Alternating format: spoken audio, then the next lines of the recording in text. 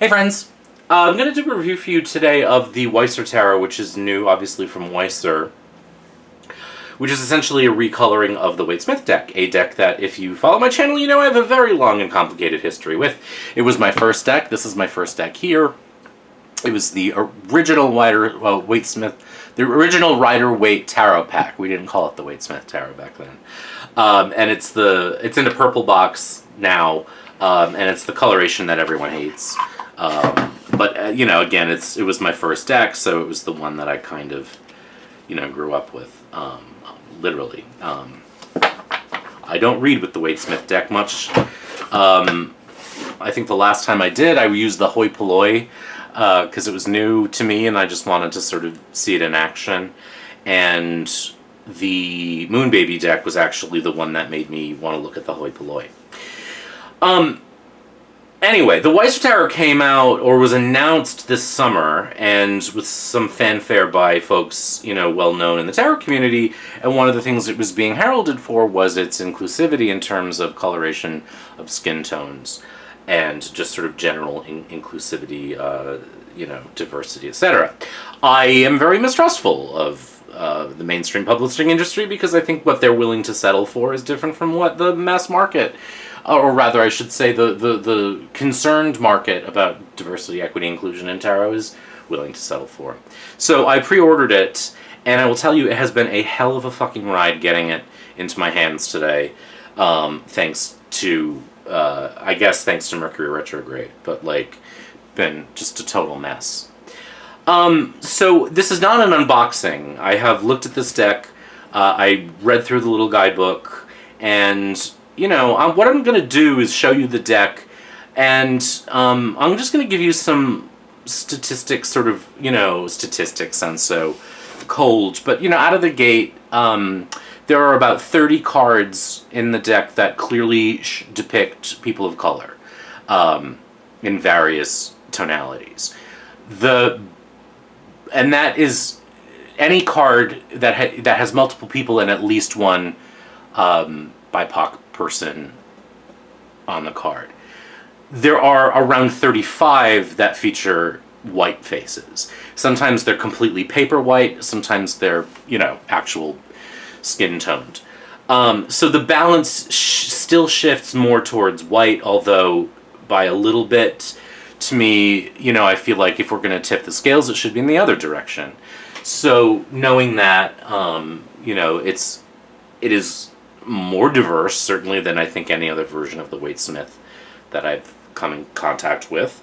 It is certainly not a majority, we're not reflecting global majority here. Maybe that's too much to ask for mainstream publishers. But it's there. The rest of the cards either are not cards with figures in them, or the figures cannot be seen, either their back is to us, or they're obscured in some way, and it's impossible to tell. One thing that the guidebook does that made me kind of roll my eyes a little bit is the way they talk about how Pamela Coleman Smith's art, is gender androgynous, or is gender not gender specific, and so many of the cards depict non-binary people, which to me is a stretch, because we know that that was not a conversation that was being had by the Golden Dawn in 1809 or whenever the deck came out, 1810. So yes, you might argue that some of the cards are sort of gender neutral or non-binary, but to sort of say that, it's a much more inclusive deck than it gets credit for, because, not that they're saying that, but it seems to be the implication, we've added, the deck didn't have to be all white, so we fixed that, but, it was always gender inclusive. Well, it's not really, I would say. I mean, I think that the lovely thing about the figures, is that they do sort of have a, I don't know what the word is, a neutrality, I guess, about them, that you could say, oh, I feel like it's a happy accident, but to say that the deck is sort of gender neutral to me is like, it's a bridge too far for me. We have no evidence that that was Pamela Coleman Smith's intent.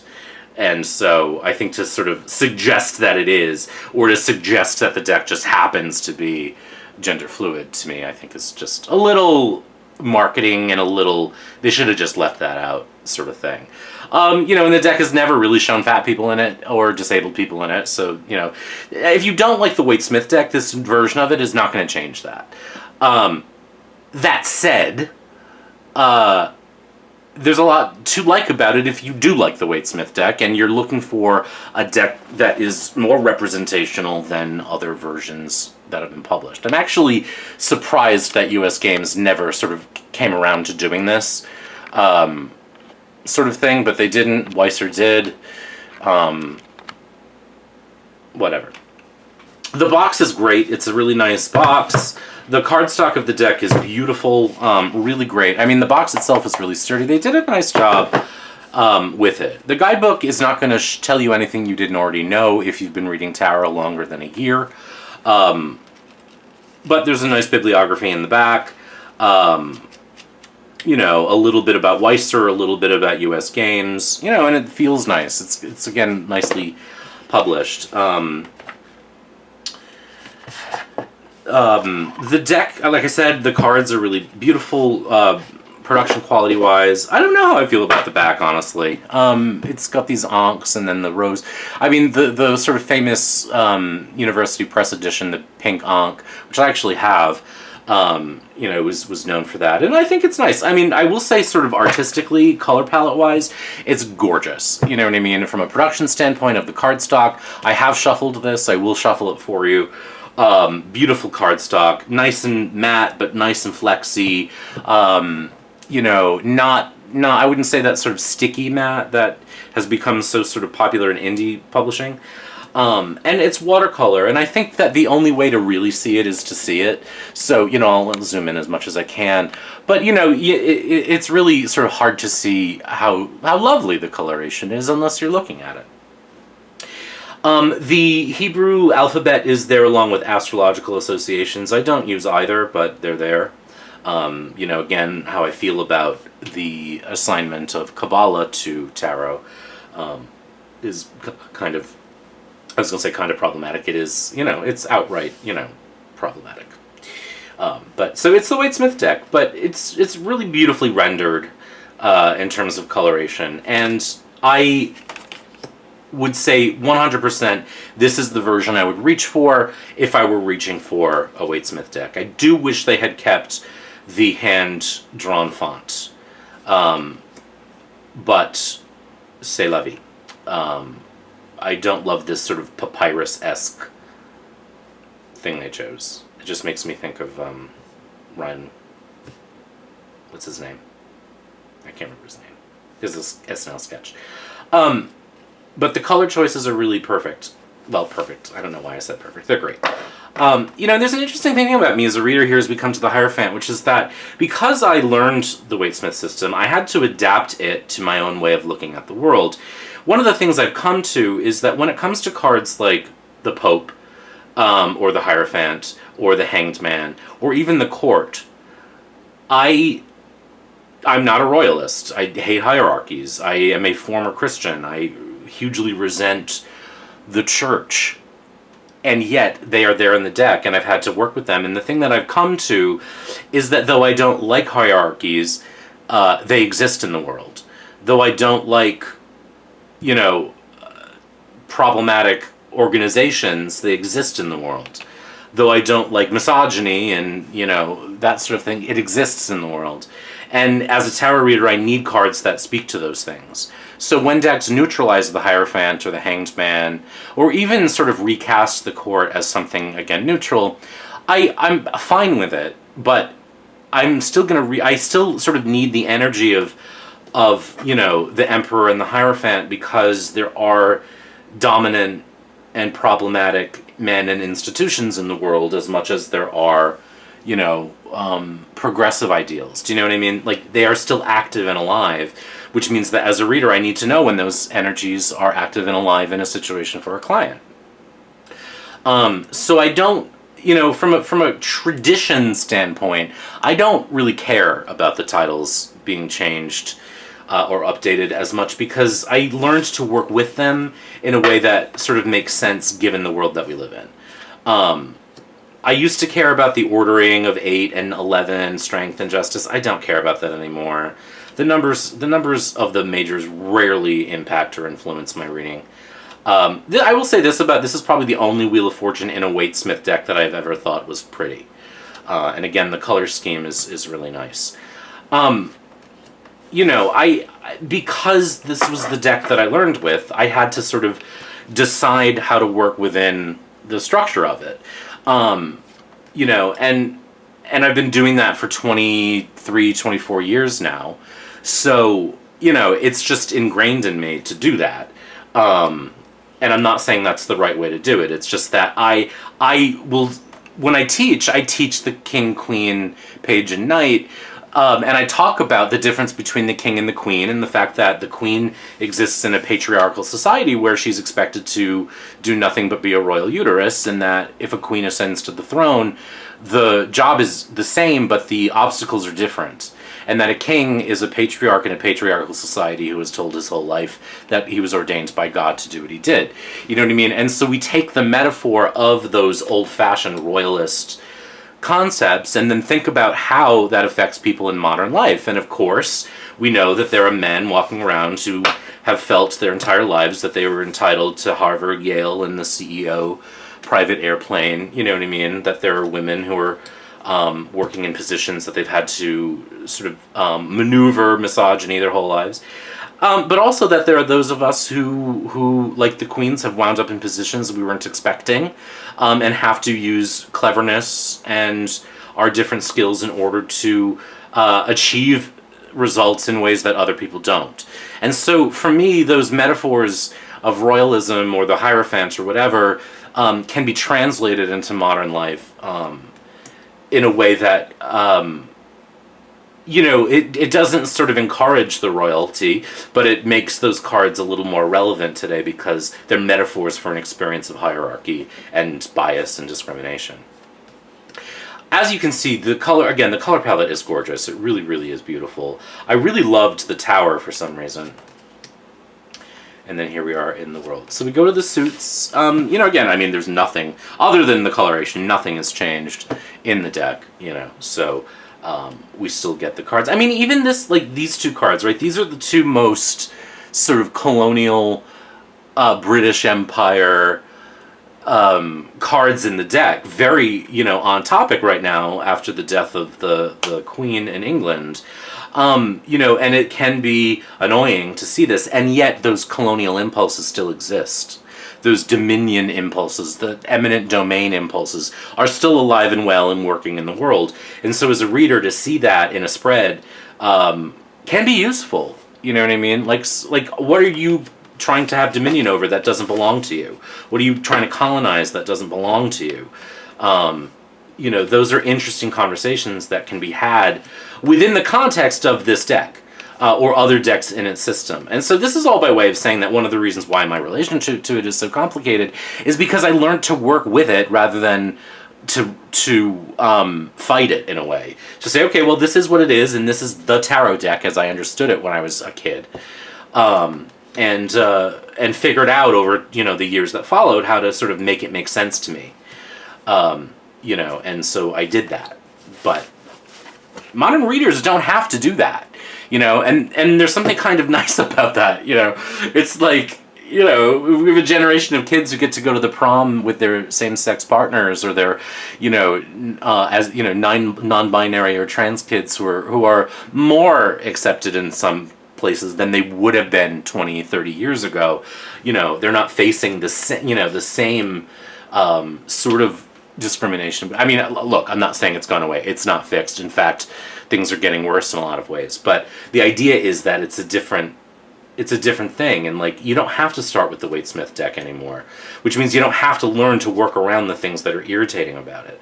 This is just a long rambling monologue about how I managed that, and it still impacts the way I read today, even when I'm not working with this deck, which I don't really work with very much. This is always one of my favorite cards in the deck. I just love the pumpkins, and it just feels very autumnal and lovely. So, really I'm just sort of showing off the deck so that you can sort of see it for yourself, and also, not have me sort of talking about the press kit. This is not a review copy. I don't get review copies.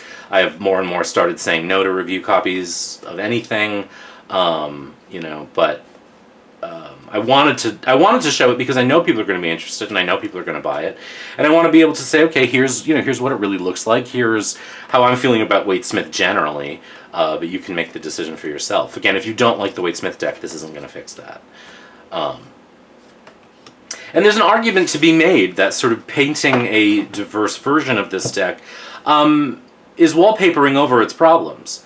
You know what I mean? And that's a valid argument too, certainly. So, I don't think anything that comes out of problematic culture is unproblematic. I think knowing why it's problematic and exploring why it's problematic is key to understanding the world now and people's feelings about it and the impacts of these things.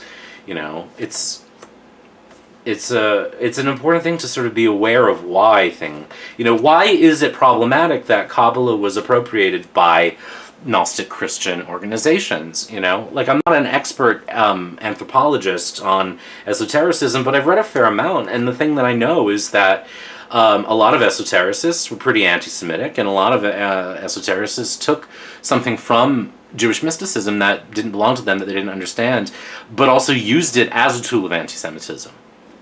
So it's not just that they took it. I mean, they're all, you can't, copyright didn't exist when the Zohar was written or compiled. You know what I mean? So and cultures obviously influence each other. Sure. But the fact is that not only was the Kabbalah taken from Jewish mysticism, but it was used as a weapon against Jews, is a problem. Do you know what I mean? That the deck depicts sort of the empire also has to connect with the fact that empire committed several genocides on many continents. And there are people alive and well today, who are alive today anyway, who are sort of living with the consequences of that. In fact, we're all living with the consequences of that, whether or not we feel it, because it impacts really every part of our life. And I can already hear the furious comments coming in, just really save your energy. I really don't care what you think if you don't agree with me. If you're poor little white tears, just save them for something else. Season your food. The deck shuffles really nicely. I know I'm a bitch. I don't care. I'm too old now. I don't care. I have so little energy for people who want to be like, why is everyone mean to white people? I'm white. If I can handle it, you can handle it.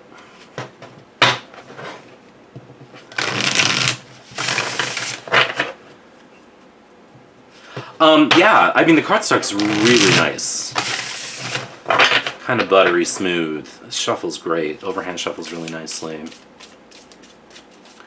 I do this thing when I read at the markets now because of the pandemic, I generally don't let people touch my cards. Not that I think individually that they're gross, but that, cumulatively over the course of an evening, you can't really disinfect a deck. And just, as it goes from person to person, I don't really want to be spreading anything. So I shuffle and I ask them to tell me when to stop. But what happens so often is that they are like, oh my god, I was getting so mesmerized by the shuffling that I completely forgot to tell you to stop. I'm not shuffling particularly well because I'm clumsy. These are slightly too long for me to get a comfortable shuffle, but that just comes with experience and practicing with this particular deck.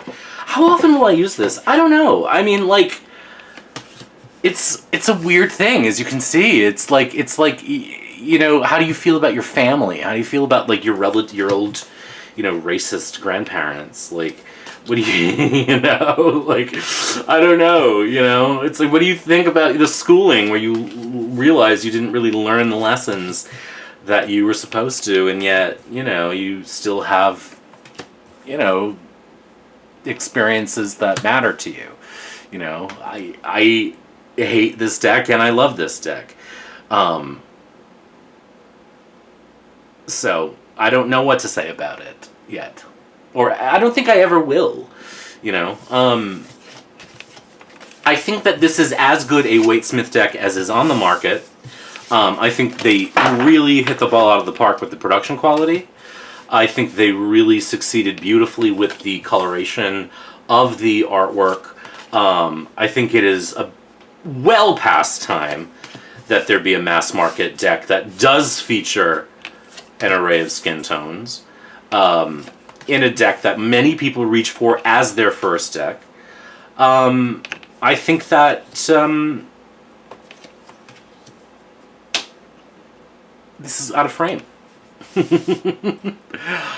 I don't know. I don't know what I think. I think it's a great addition of this deck, and the complications of the deck don't go away because of it. I think, if anything, it just deepens the conversation. And maybe ultimately that's the thing that matters, is that we're wrestling and talking and thinking about what is appropriate and what's not, what is reflection, what is reflective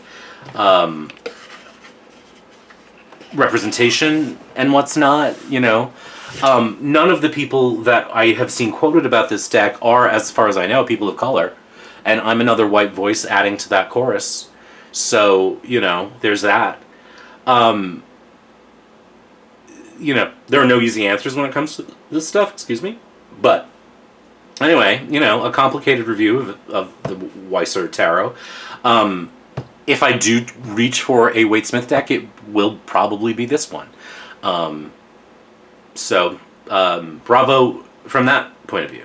And everything else that's problematic about it always was. So, there you go. I hope this was, I hope this gave you some food for thought and something to think about. Like, again, if you want to sort of share feelings about this, that's fine. What I don't want to do is argue with white people who are like, oh, it's so, because I'm done with that shit. Because you're not interested in hearing anything, you're just interested in whining. And I don't have energy for that. Like, if I thought I could move your needle, you know, in some way, I would engage. But I hadn't seen evidence of that with a lot of folks. So anyway, there you go. I like it, you know, for what the deck is. I like it. I think that I wish I had this 20 years ago. So there's that. Be good.